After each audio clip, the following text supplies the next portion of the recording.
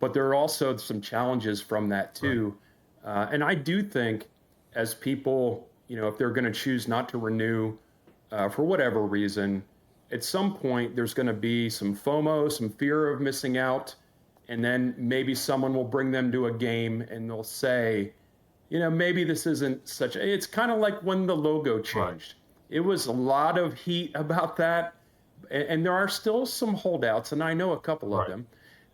But most people have kind of transitioned there. And so I get that. One of the things that surprised me was when it was announced that the project was not only on schedule, but probably ahead of schedule. You don't hear about that in the construction Hmm. world.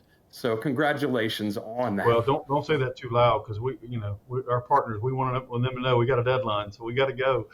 Yeah, But that's I do right. appreciate that because I think they worked very very hard on their schedule, and as I said, they're experts in the field, and they work very hard to get everything timed. They went through a double shift, 24 hours a day, where they were putting concrete up at night, and then working Hmm. on others. So there's a method to what they do and how they do it. But I think when you look at, and it's probably a little bit tied to this, but when you look at Florida State athletics, the fans, when we went out to Corvallis for baseball, I would sit there and I would look in the crowd, and you could pick out somebody pretty quick because they weren't orange or black, and I'd go up and talk to them and like, hey, where do you live? And they're like, oh, I live in Seattle or I live in Portland. And they came up for the game. And it was just cool to see because it doesn't matter where we go, there are Noles there. We Hmm. are everywhere.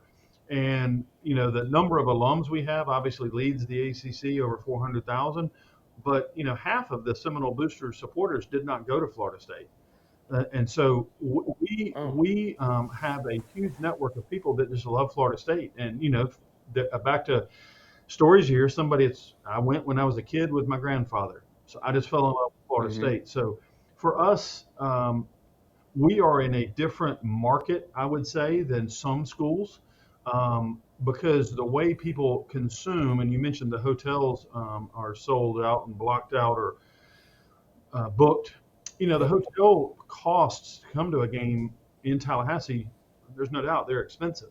When you go to other college towns, you don't feel that necessarily if you're going to Boston or you're going to Chicago for some areas, but when you come to a college town, you're going to feel that. We don't necessarily love Mhm. that. Now, it's great for the local economy and great for them because they make their number during football weekends, but it also hurts some people from being able to attend.